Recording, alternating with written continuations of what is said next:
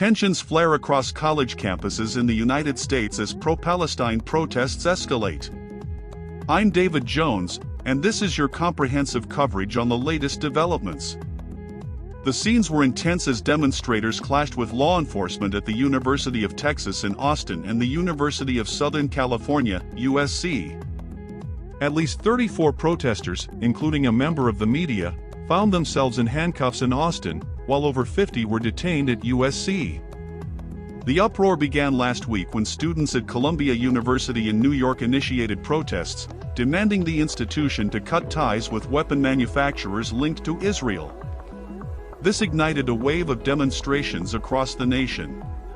House Speaker Mike Johnson waded into the fray with a visit to Columbia, facing jeers from pro-Palestinian protesters. Johnson condemned the protests as mob rule and decried what he termed a virus of anti-Semitism spreading across college campuses. But the demonstrations didn't confine themselves to New York. In California, tensions mounted at UC Berkeley and USC. At California State Polytechnic University, Humboldt, protesters barricaded themselves, leading to a campus shutdown. Meanwhile, Harvard University witnessed its own form of protest with students setting up camp in Harvard Yard, advocating for divestment from Israel. And in Texas, anti-war sentiments flared at the University of Texas in Austin, resulting in a significant number of arrests. As temperatures rose, so did the political rhetoric. Democratic Governor of New York, Kathy Hochul, criticized Johnson's visit to Columbia as divisive, while Democratic Congresswoman Alexandria Ocasio-Cortez condemned the reckless and dangerous police response to nonviolent protests. Yet, the protest movement shows no signs of abating. Thousands of students from coast to coast demand their universities cut financial ties with Israel. At UC Berkeley, a Free Palestine camp entered its third day, with students vowing to stay put despite university opposition. But it's not just about divestment. Protesters are also calling for academic boycotts and the establishment of Palestinian studies programs. The clashes between protesters and law enforcement have been intense. At USC, police engaged in a tug-of-war over tents, leading to multiple arrests.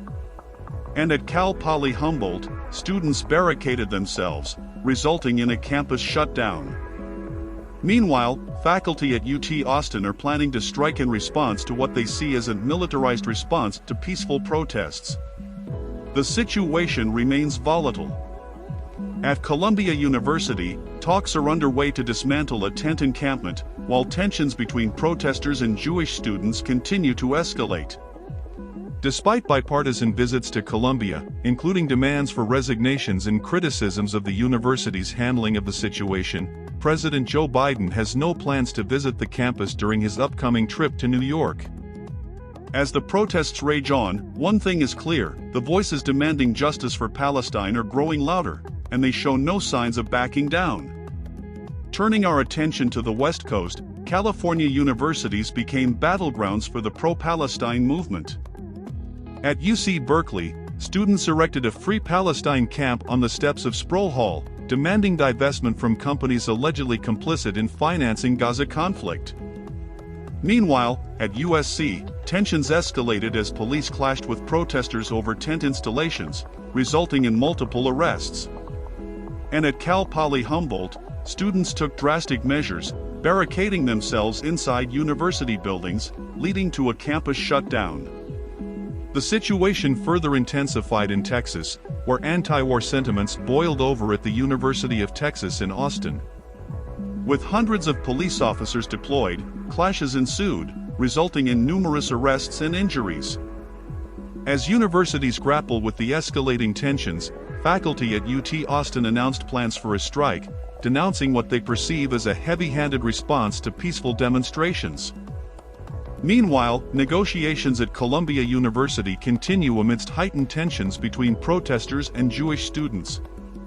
President Joe Biden's decision not to visit the campus during his upcoming trip to New York underscores the complexity and sensitivity of the issue.